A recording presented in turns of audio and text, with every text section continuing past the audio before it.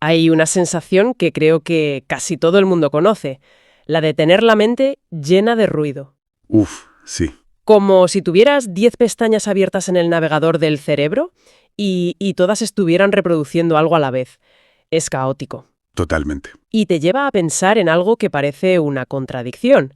Si estar plenamente consciente, si prestar atención, es supuestamente bueno, ¿por qué a menudo se siente tan pero tan agotador? Esta pregunta del millón.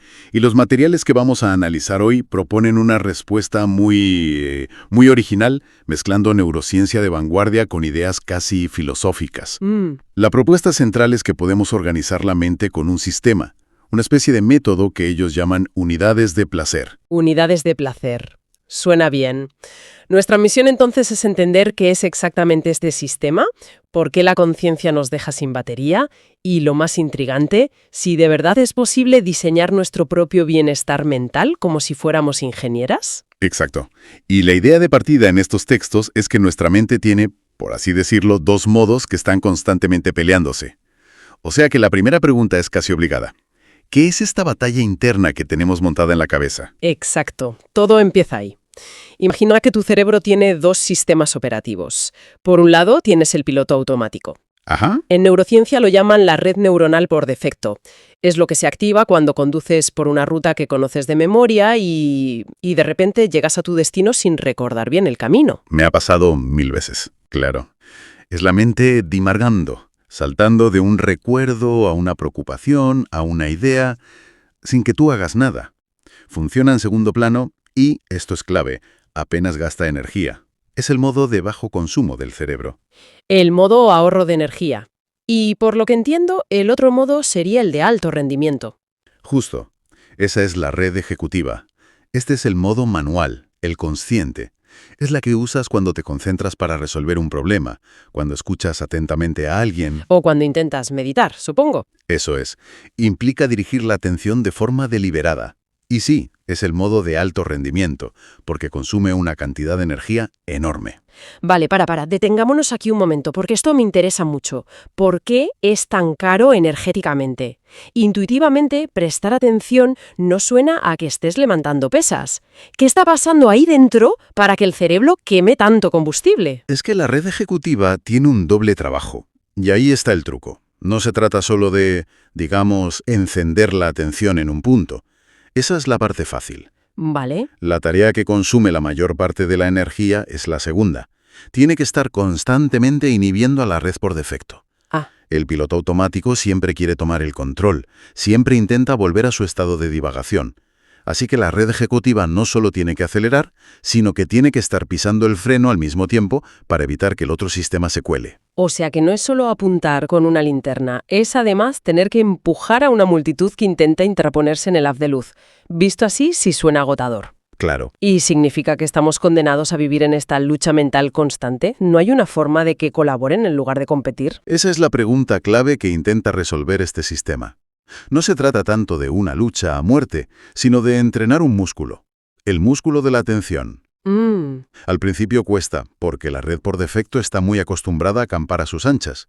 Pero cuanto más entrenas la capacidad de dirigir tu foco voluntariamente, menos esfuerzo requiere inhibir el ruido de fondo. Se vuelve más eficiente. La percepción consciente es en el fondo un proceso de filtrado brutal. Filtrado. De miles de estímulos, eliges uno y te aferras a él. Ese esfuerzo ejecutivo es lo que nos cansa, pero también es lo que nos da el control. Entendido. Pero aquí me encuentro con una idea de los textos que parece casi una paradoja. Si el piloto automático, la red por defecto, es el modo barato y fácil, ¿por qué los textos insisten en que es la principal fuente de nuestro malestar? ¿Cómo puede algo que ahorra energía tener un coste emocional tan alto? Porque la eficiencia energética no es lo mismo que la eficiencia emocional. Lo que proponen estos materiales es que el problema no es la divagación en sí, sino la repetición. La repetición. Cuando una unidad mental, una preocupación, una idea sobre ti misma, un recuerdo, se repite una y otra vez en piloto automático, sin que tú la elijas, deja de ser un simple pensamiento y se convierte en un bucle. Y esos bucles son tóxicos. Tóxicos. Generan ansiedad, tristeza, distorsionan cómo vemos la realidad, y lo peor es que operan en segundo plano, robándonos la paz sin que sepamos muy bien por qué. Espera, eso lo cambia todo. Entonces el problema no es necesariamente el contenido del pensamiento, no es que pensar tengo que pagar facturas sea malo, sino el autoplay descontrolado del cerebro. Exacto. Es como tener una canción mala en bucle en la cabeza de la que no te puedes deshacer. Exactamente esa es la idea. De hecho, hay una frase en los textos que lo clava. La mayoría de personas no sabe por qué está mal. La razón es esta. Están atrapadas en una unidad repetida de forma automática. ¡Wow! El contenido puede ser neutro, pero la repetición inconsciente lo convierte en una fuente de dolor. Es una especie de contaminación acústica mental. Vale. Si ese es el problema, ¿cuál es la solución que proponen? ¿Cómo se rompe el bucle? ¿Cómo pasamos de esa unidad de dolor a lo que ellos llaman una unidad de placer? Aquí viene el giro conceptual. La clave es la voluntad. Según este sistema, la misma unidad mental que te causa sufrimiento en modo automático puede convertirse en una fuente de placer si la activas de forma consciente y deliberada. La misma. La misma. Pensar a propósito en un problema para resolverlo, unidad de razón, prestar atención deliberadamente a las sensaciones de tu cuerpo, unidad de cuerpo, o buscar conscientemente la belleza en tu entorno, unidad de estética. Cuando la activación es voluntaria, la experiencia se transforma en algo satisfactorio. Me viene a la mente la analogía que usan sobre el ejercicio. Si voy al gimnasio y entreno un músculo, la sensación es de esfuerzo placentero, de trabajo bien hecho. ¿Mm? Pero si hiciera ese mismo movimiento sin parar, durante horas, sin descanso, se convertiría en un dolor agudo, en una lesión. Es una analogía perfecta. Un pensamiento activado voluntariamente es como una buena sesión de entrenamiento. El mismo pensamiento en un bucle inconsciente es como un sobreentrenamiento que lleva a la lesión emocional. Claro. Por eso, la propuesta fundamental de este marco es radical y simple. Divide y vencerás. En lugar de tener un caos mental, divide tu mente en diferentes unidades o zonas de trabajo, como cajones. Exacto. Al hacerlo, evitas que un solo pensamiento músculo se sobrecargue y domine todo tu estado mental. Es una forma de introducir variedad y control en nuestro gimnasio interno. De acuerdo. El concepto de dividir para vencer queda claro, pero llevémoslo a la práctica. ¿En qué unidades podemos dividir la mente? ¿Nos dan una lista cerrada o es más bien un elige tu propia aventura? Es totalmente personalizable, y esa es una de sus grandes ventajas. No es un dogma. Los materiales ofrecen ejemplos para que entendamos la lógica. A ver. Hablan, por ejemplo, de una unidad de razón, para cuando quieres analizar algo fríamente. Una unidad de cuerpo, para centrarte en las sensaciones físicas. Una unidad de estética, para buscar belleza. Entiendo. Incluso cosas más abstractas, como una unidad de silencio, una unidad de curiosidad o una unidad de orden. Son como diferentes aplicaciones que puedes abrir en el móvil de tu mente eligiendo cuál usar en cada momento. Me pregunto, ¿qué es lo que hace que esto funcione?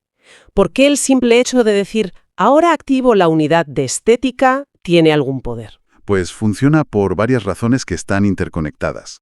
La primera es obvia. Pone orden.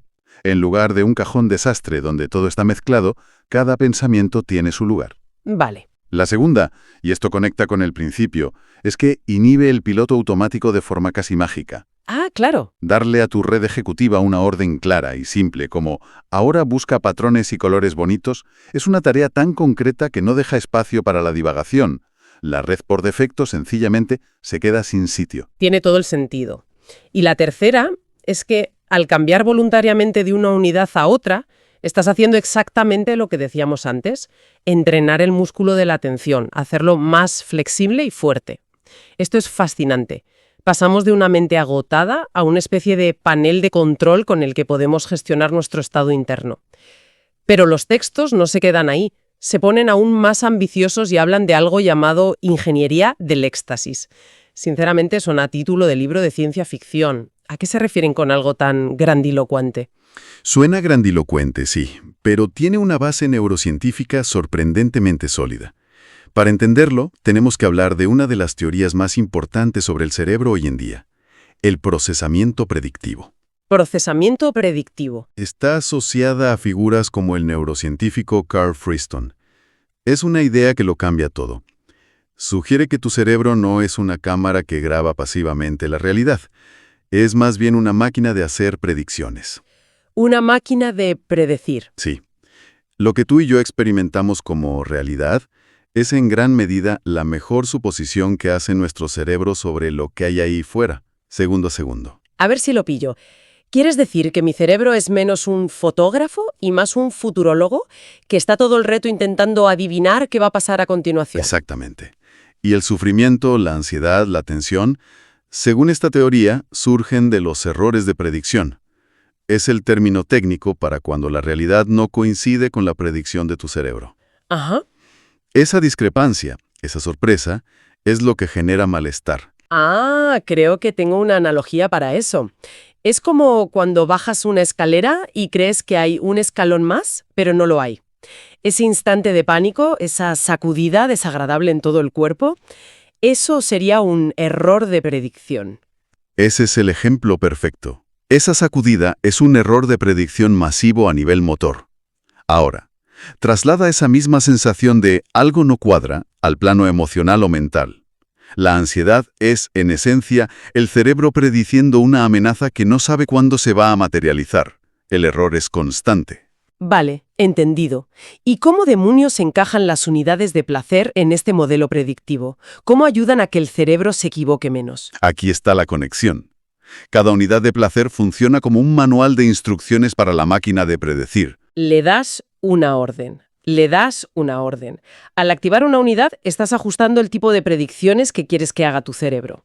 Si activas la unidad estética, la instrucción es: cerebro, a partir de ahora, espera encontrar y busca activamente patrones armoniosos, simetría, belleza. Y el cerebro obedece. El cerebro se pone a ello y filtra la realidad para encontrar justo eso. Cuando lo encuentra, la predicción, voy a encontrar belleza, coincide perfectamente con la percepción. Ahí hay belleza. El error de predicción cae a cero. ¿Y esa coincidencia? Esa coincidencia, ese ajuste perfecto entre expectativa y realidad, es lo que experimentamos como placer, claridad o en sus picos más altos, éxtasis. Es la señal de que tu cerebro funciona con una eficiencia máxima. Es como si en lugar de dejar que el cerebro navegue a ciegas por un territorio caótico, le dieras un mapa y un tesoro que buscar. Y la alegría es encontrarlo. Exacto. Por el contrario, cuando mi mente está hecha un lío, es como si el mapa estuviera borroso, lleno de monstruos imaginarios, y el cerebro hiciera predicciones terribles todo el rato, lo que me hace sentir fatal. Es un estado de, no sé, de estática mental. Estática mental es una gran definición. El término técnico es entropía mental. En física, la entropía es la medida del desorden. Una mente con alta entropía es una mente desordenada, ruidosa. Caótica. Con pensamientos y emociones contradictorias luchando entre sí. Es un estado que, como te puedes imaginar, consume muchísima energía. Y aquí viene la gran idea. Las unidades de placer funcionan como filtros de entropía. Bajan el desorden. Al organizar la mente en compartimentos claros, reduces el desorden interno. El placer desde esta perspectiva no es solo un chute de dopamina. Es la señal de que tu mente ha pasado de un estado de alta entropía a uno de baja entropía. Es la sensación de orden y eficiencia. Esto le da una capa de profundidad increíble. Me gustaría que explorásemos algunas de las unidades más potentes que mencionan. La unidad del experimento, por ejemplo, me pareció un concepto potentísimo, casi un life hack. Es una de las más transformadoras sin duda. Piensa en el concepto de fracaso. Nos causa un dolor inmenso. Muchísimo. Activar la unidad del experimento lo que hace es recodificar el fracaso. Tus acciones dejan de ser un juicio sobre tu valía personal para convertirse en un experimento científico. Un resultado inesperado ya no es un error o un fracaso, es simplemente un dato. Un dato. Esta perspectiva es increíblemente liberadora. Saca a la mente de la rumiación sobre el pasado, que es una función de la red por defecto, y la enfoca en el análisis objetivo de los datos para el siguiente intento, que es una función de la red ejecutiva. Te quita de encima todo el peso emocional del error. Es brillante. En los textos también se habla de una desintoxicación del yo. Eso suena más intimidante. La idea es que mi propio concepto de quién soy puede ser uno de esos bucles dolorosos. Exacto. Y es una idea un poco vertiginosa, el yo automático, esa historia que nos repetimos sin pensar sobre nosotras mismas. Yo soy una persona nerviosa, a mí siempre me sale todo mal, funciona como una unidad repetitiva más. Claro, es un bucle. Y como hemos visto, la repetición inconsciente genera dolor. La propuesta es audaz, de construir esa idea monolítica del yo, en unidades más pequeñas y manejables. El yo-cuerpo, el yo-razón, el yo emocional.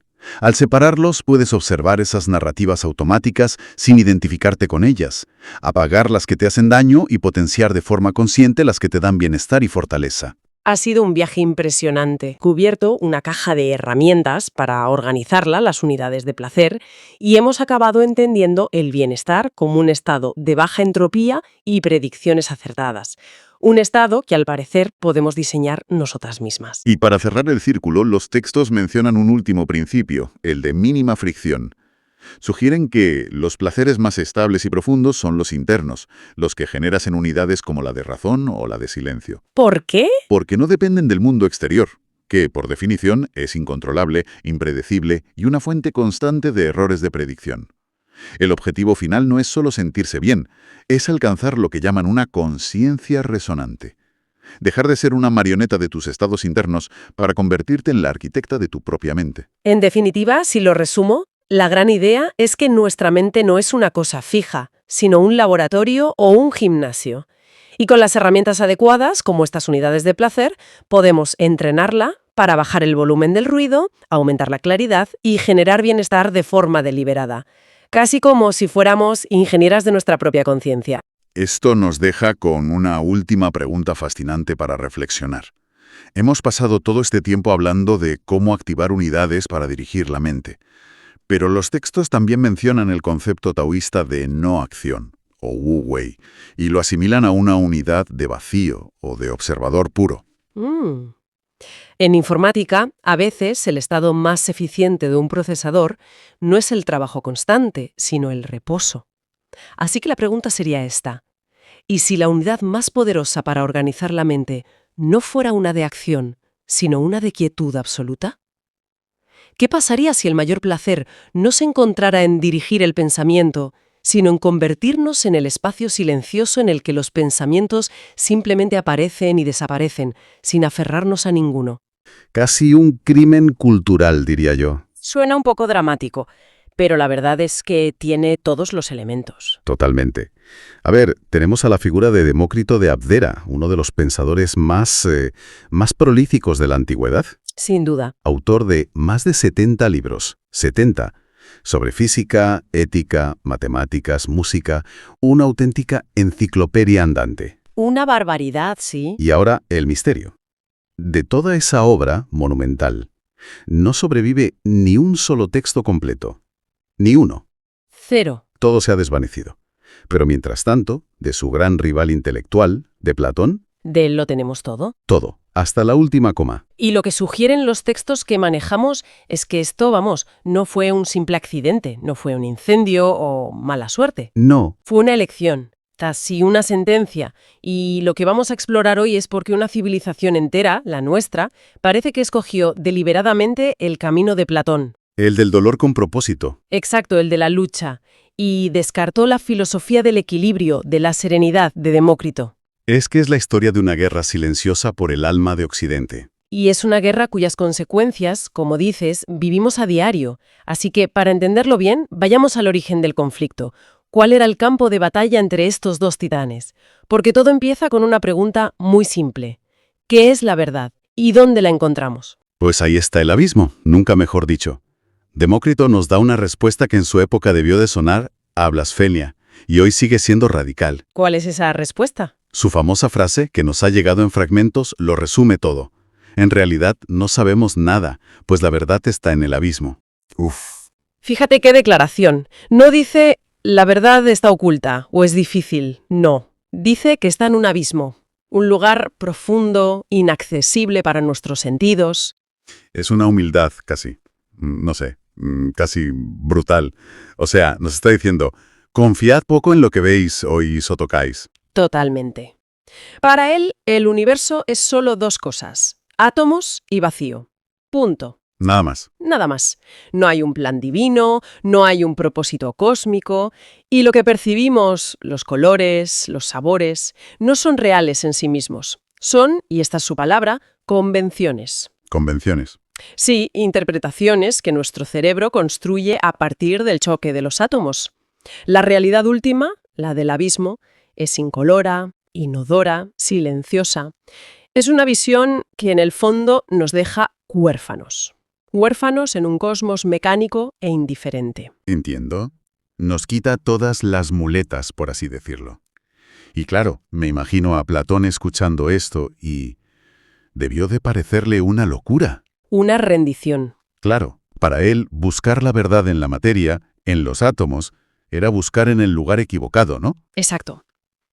Desde la perspectiva de Platón, decir que la verdad está en el abismo era como rendirse antes de empezar. Así que él hace un movimiento genial. Le da la vuelta al tablero por completo. ¿Qué es lo que hace? Argumenta que si el mundo material es caótico y cambiante, es porque no es el mundo real. Es solo una copia defectuosa. Una sombra. La famosa alegoría de la caverna. Justo. Y la verdad con mayúsculas, no puede estar ahí. Tiene que estar en un lugar perfecto, eterno e inmutable. El mundo de las ideas. O sea, donde Demócrito nos invita a mirar hacia abajo, al abismo de la materia, Platón nos pide que miremos hacia arriba, hacia un cielo conceptual. Hacia un filo de la razón, sí. Para él, los sentidos nos engañan, nos atan al mundo de las sombras, como a los prisioneros de la caverna. La única herramienta fiable es lo que él llama el ojo del alma. La razón pura. La razón pura. Así que fíjate en el contraste. Donde Demócrito ofrece una libertad un poco vertiginosa en un universo sin sentido. Platón nos ofrece un mapa de vuelta a casa. Exacto. Un camino de regreso a un origen divino y perfecto. Nos da una narrativa, una misión. Vale, me entiendo la diferencia a nivel cósmico, digamos. Una verdad en el abismo y otra en el cielo de las ideas. Pero ¿cómo se traduce eso en algo tan humano como la búsqueda de la felicidad? Porque me da la sensación de que aquí es donde sus caminos se separan de una forma casi violenta. Completamente. Si sus ideas sobre la verdad eran opuestas, sus éticas eran directamente antagónicas. Demócrito, siendo coherente con su visión materialista, propone una felicidad muy pegada a la tierra. Él la llama eutimia. Eutimia. Suena bien. ¿Qué significa exactamente? Porque en las fuentes se insiste mucho en que no es simplemente buscar el placer a toda costa. No, para nada. No es un hedonismo simple. La traducción literal sería algo así como buen ánimo. Varios de los ensayos lo definen de una forma que me parece preciosa. El arte de no agitarse. El arte de no agitarse. Es una ética increíblemente pragmática. Si somos solo átomos, el bienestar no es más que un flujo sereno de esas partículas. Y la angustia, el miedo, la ira, son torbellinos, choques violentos. O sea que la meta es mantener una especie de higiene mental y física. Exacto, una higiene mental, ese es el concepto. Es un concepto muy moderno. Es casi como el mindfulness o el estoicismo, ¿no? Se trata de gestionar tu estado interno para vivir en paz en un universo que, como decíamos, es indiferente. Suena lógico, sereno. ¿Qué argumento podía tener Platón contra eso? ¿Por qué alguien rechazaría la serenidad? Porque para Platón, esa serenidad era una trampa. Era la paz de la celda. Y para combatirla, utiliza una de las metáforas más potentes y, francamente, aterradoras de toda la filosofía. La encontramos en su diálogo Fedón. A ver. Para él, cada placer que experimentamos es un clavo. ¿Un clavo? Un clavo. Es una imagen brutal. Dice literalmente que cada vez que cedemos a un deseo, a un placer del cuerpo, es como si un clavo de oro remachara nuestra alma inmortal al cuerpo mortal. Vaya. Nos ata más fuerte a esta prisión de carne y nos convence de que este mundo de sombras es el único real. Y claro, cada clavo nos aleja más de la verdad del mundo de las ideas. Es una imagen tremenda. Me recuerda a toda esta cultura moderna del no pain, no gain, o incluso a ciertas formas de ascetismo religioso. La idea de que para purificarte tienes que sufrir, que el placer es sospechoso. Viene directamente de ahí. La meta platónica no es el bienestar, es la purificación, la catarsis. Y esta solo se logra a través de la renuncia, del control y del desprecio por todo lo sensible. El placer como enemigo. Como un enemigo, sí. Una distracción peligrosa que nos mantiene felices en nuestra ignorancia, encadenados en el fondo de la caverna. Platón prefiere un alma que sufre, buscando la verdad, a un alma serena y satisfecha en la mentira. Lo que nos devuelve al enigma inicial. La desaparición de los 70 libros de Demócrito. Hay una anécdota que se cuenta en varias biografías antiguas que dice que Platón detestaba tanto el atomismo que quería quemar todos sus libros. No sabemos si es literal, pero el resultado... El resultado fue el mismo, un incendio intelectual tremendamente efectivo. Sus ideas fueron borradas del canon. Y la pregunta del millón es, ¿por qué? ¿Por qué una civilización entera permite que pase algo así? En uno de los ensayos, que tenemos un análisis sobre psicología social, se plantea una idea que me ha dejado pensando. Y es que la filosofía de Demócrito nos dejaba sin enemigos. Sin enemigos. ¿Cómo es eso? Piénsalo. Si el universo es solo átomos y vacío, sin un plan cósmico no hay una guerra santa que librar. No hay un bien contra un mal. Exacto. No hay un reino del bien que conquistar, ni una idea perfecta que defender. Solo hay materia en movimiento. Y eso, para la psicología humana, es un vacío muy difícil de tolerar. Nos quita el drama, la narrativa épica. Claro, y ese es un vacío que Platón llena a la perfección. Él nos da un enemigo clarísimo. Nos da el mejor enemigo de todos, nosotros mismos, nuestro cuerpo, nuestros deseos, nuestras pasiones. Platón convierte la vida en una batalla interna, y ahí reside el poder de lo que las fuentes llaman la mentira noble de Platón. Espera, para que se entienda bien, ¿a qué nos referimos exactamente con la mentira noble? Es un concepto clave, ¿verdad? Sí, es fundamental. La mentira noble es un mito, una historia, que los gobernantes de su ciudad ideal cuentan a la población para mantener el orden y darles un propósito, aunque no sea literalmente cierta. Es una ficción útil. Vale. Y en este caso, el gran mito que Occidente compró es que nuestra alma no pertenece a este mundo, que es una chispa divina caída en la prisión del cuerpo y que nuestra misión es luchar para liberarla y regresar a ese otro mundo perfecto.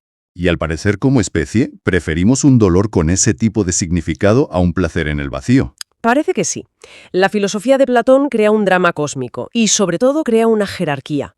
Están los que ven la luz fuera de la caverna Los filósofos, claro. y los que siguen encadenados. Nos da una misión heroica. Esa lucha nos otorga una identidad de mártires, de buscadores. Nos hace sentir importantes. Uno de los textos lo dice de una forma muy cruda.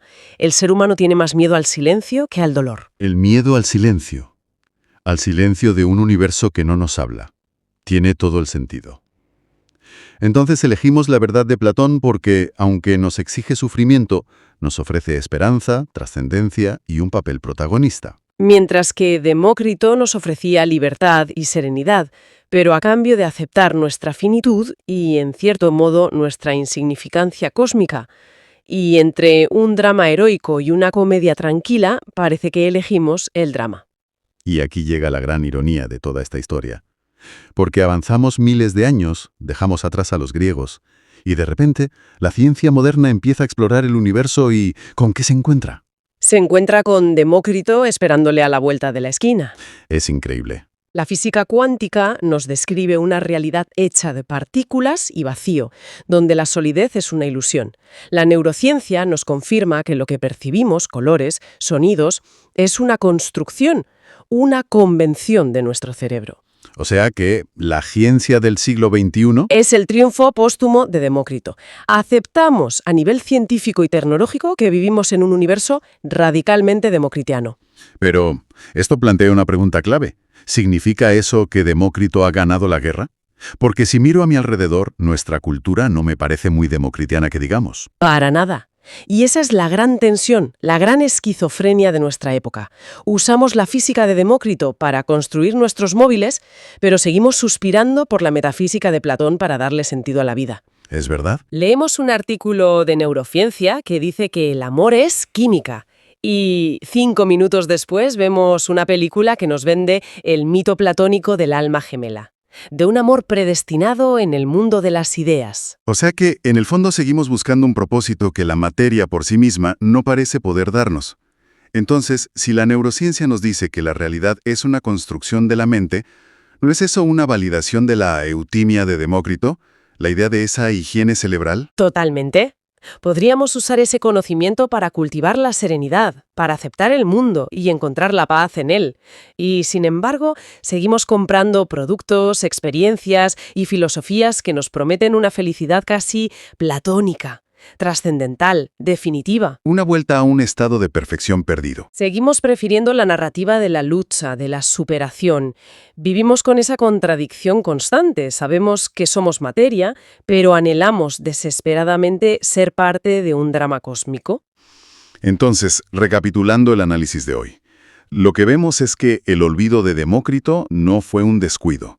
Fue el resultado de una elección psicológica muy, muy profunda. Sí. Como civilización, hemos preferido una verdad que, aunque nos exige luchar y sufrir, nos concede un papel central en el universo. La hemos preferido frente a otra verdad que nos ofrecía la paz, pero a cambio de aceptar nuestra modesta y finita condición. Y las fuentes que hemos analizado concluyen con una idea final muy potente, que creo que vale la pena dejar sobre la mesa. ¿Cuál es? Dicen, el mundo no quiere la verdad para ser libre, quiere la verdad para tener una excusa para la lucha. Uf, es demoledor. Lo es. Y nos deja una pregunta final para la reflexión.